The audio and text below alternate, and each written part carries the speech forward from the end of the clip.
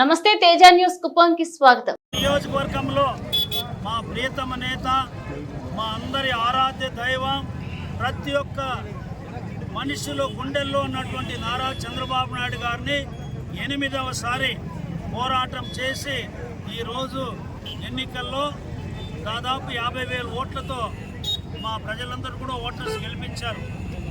ఇతర నియోజకవర్గాల్లో ఒక రకమైన వేవ్లో మంచి మెజారిటీలు సాధించారు.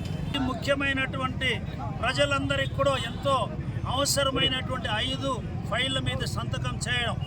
మొదటిది నిరుద్యోగ యువతకు పెద్ద ఎత్తున దాదాపు 18,000 టీచర్లకు ప్రభుత్వం ఉద్యోగాలు కల్పించడం అనేది ఎంతో సాహసోపేతమైనటువంటి ఒక కార్యక్రమంగా ఆయన సార్ మొదటి సంతకం చేశారు. రెండవ సంతకం భూ టైటిలింగ్ యాక్ట్, అది భూ రక్షణ చట్టం అని చెప్పి ఆ రోజు జగన్మోహన్ రెడ్డి చెప్పుకున్నటువంటి చట్టం, అది భూ భక్షణ చట్టం. పేద రైతులకు ఒక భయంకరమైనటువంటి ఒక ఇబ్బంది పెట్టే ఆ చట్టాన్ని, చీకటి చట్టాన్ని రద్దు చేసి ఈరోజు దాని మీద కూడా ఫైల్ చేశారు. అదేవిధంగా మూడవది పెన్షన్లు 4,000 రూపాయలు 3,000 నుంచి కూడా ప్రతి ఒక్క పెన్షన్దారుకు ఎంతో 1,000 రూపాయలు చెప్పిన వెంటనే ఈరోజు దాన్ని అమలు చేసే కార్యక్రమం కూడా చేపట్టడం ప్రభుత్వం తరఫున జరిగింది.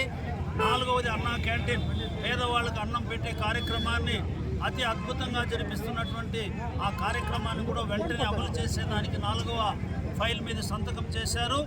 ప్రత్యేకించి కుప్పంలో చేస్తాం. 5వ సంతకం యువతకు ఈరోజు నైపుణ్యాభివృద్ధి అనేది చాలా ముఖ్యం.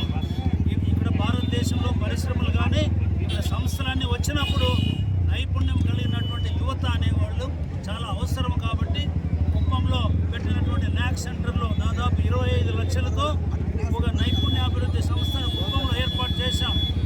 ఉన్న ప్రజల్ని, ఆంధ్ర రాష్ట్రంలో ఉన్న ప్రజల్ని జగన్మోహన్ రెడ్డి ఏ రకంగా ఇబ్బందులు పాలు చేసి ఈరోజు ఎంతో ఇబ్బందులు గురి చేసినటువంటి జగన్మోహన్ రెడ్డి పోవాలని చెప్పి ఆంధ్రప్రదేశ్లో ఉన్న ప్రజలందరూ ఏకతాటిపై చరిత్ర సృష్టించారు. ఇంట్లో వరకు ఎవరికి లేనటువంటి విజయం ఈరోజు చంద్రబాబు నాయుడు గారికి, జనసేన పవన్ కళ్యాణ్ గారికి, నరేంద్ర మోడీ గారికి కూటమి తరఫున ఉన్న అందరికీ విజయం సాధించారు. ఈసారి చూస్తే చంద్రబాబు నాయుడు గారి పోరాటం, ఆయన కృషి ఫలించి ముఖ్యమంత్రి కావడం 4వసారి. అదే మరి ఈరోజు 5 కార్యక్రమాలు ప్రతి ఒక్క వర్గాన్ని ఆదుకునే విధంగా ఆయన నిన్న